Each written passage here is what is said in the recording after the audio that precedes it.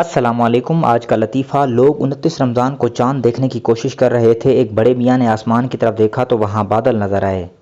سرد آہ بھر کر بولے، واہ اللہ میاں، اپنی باری پر تیز دھوپ اور ہماری باری پر یہ بادل۔